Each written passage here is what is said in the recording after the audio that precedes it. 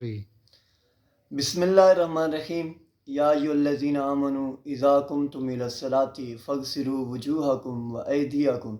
الی المرافق وامسحوا برؤوسکم وارجلکم الی الکعبین صدق اللہ مولانا العظیم۔ آج میں جس موضوع پہ گفتگو کرنے جا رہا ہوں وہ ہے وضو کے فرائض۔ تو وضو کے اللہ تعالیٰ نے جو قرآن مجید فرقان حمید میں وضو کے جو فرض بتائے ہیں وہ 4 فرض ہیں۔ تو سب سے پہلے اللہ تعالیٰ نے جس چیز کا ذکر کیا ہے، اللہ تعالیٰ نے ارشاد فرمایا یا ایھا الذین آمنوا اذا قمتم الی الصلاۃ، کہ اے ایمان والو جب تم نماز کے لیے کھڑے ہو تو اس کے لیے ضروری کیا ہے کہ سب سے پہلی چیز جو وضو کے فرائض میں سے اللہ تعالیٰ نے ارشاد فرمائی ہے قرآن حکیم میں کہ یا ایھا الذین آمنوا اذا قمتم الی الصلاۃ فاغسلوا وجوہکم، کہ سب سے پہلے تم اپنے چہرے کو دھو، اپنے چہرے کو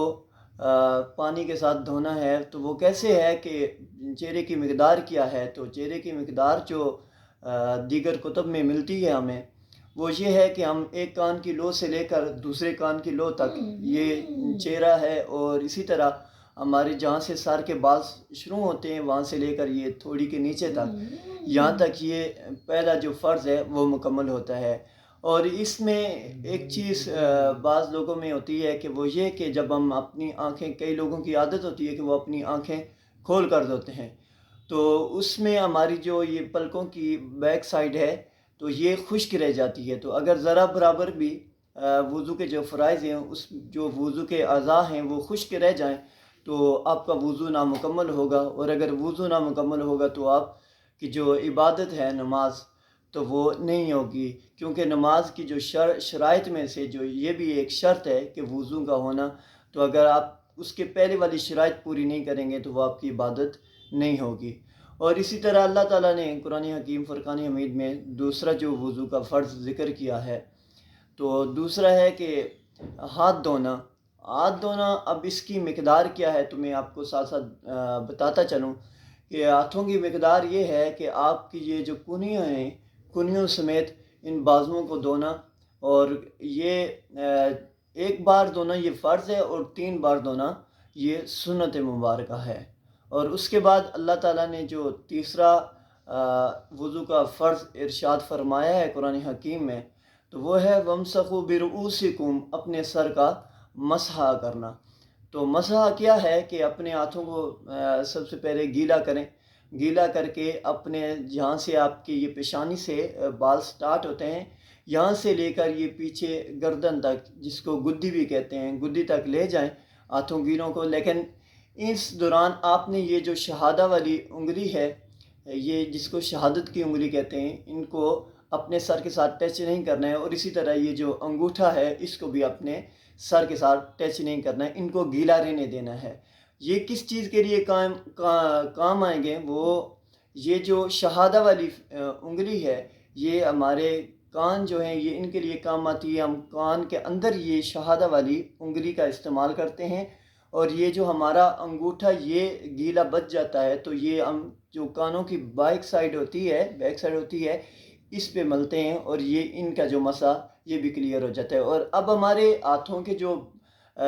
پچھلی سائڈ ہے تو یہ بچ گئی ہے، تو ہم یہ اپنی پچھلی جو سائڈ ہے یہ ہم گردن کے لیے، یہ پیچھے والی جو سائڈ ہے گردن کی، اس کے لیے یوز کرتے ہیں۔ اور یہ جو سامنے جگہ ہوتی ہے، گلا جس کو کہتے ہیں، تو گلے پہ مسح نہیں کرنا ہے۔ ہم نے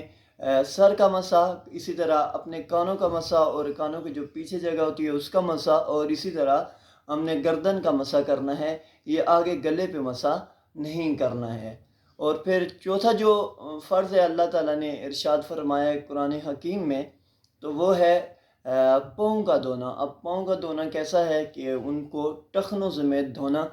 اور کوئی ذرا برابر بھی جگہ خشک نہ رہے۔ اس چیز میں ایک چیز کا خاص خیال رکھا جائے، وہ یہ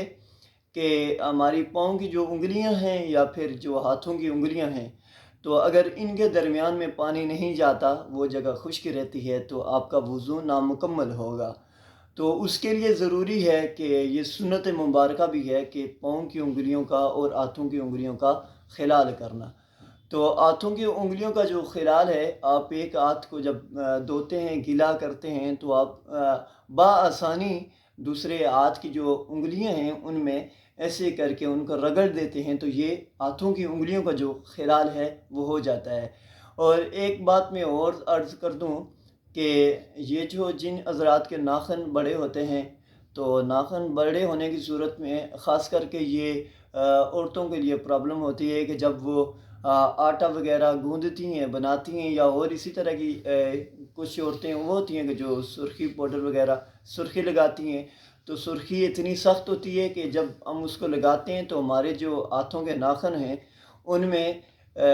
ان تک پانی نہیں پہنچتا، تو اگر ان تک پانی نہیں پہنچتا تو ہمارا وضو نامکمل ہوگا۔ اور اسی طرح اگر ہمارے ہاتھوں کی جو ناخن بڑے ہیں یا اسی طرح پاؤں کے ناخن بڑے ہیں، کوئی ایسی چیز ناخنوں میں آ گئی ہے کہ جو ہماری جلد تک پانی پہنچانے کو روک رہی ہے، تو ایسی کوئی بھی چیز ہے جو پانی ہمارے جسم تک نہیں پہنچا رہی ہے، تو یہ اس طرح ہمارا وضو نامکمل ہوگا۔ جب ہمارا جسم خشک رہے گا تو ہم وضو کی جو شرائط ہیں وہ پوری نہیں کریں گے، تو ہمارا وضو نامکمل ہوگا۔ تو ایسے نامکمل وضو کے ساتھ جو ہماری عبادت ہے تو وہ نہیں ہوگی، کیونکہ اس کی شرائط میں سے ہم نے شرط پوری نہیں کی۔ بارک اللہ، جزاکم اللہ خیرہ، والسلام۔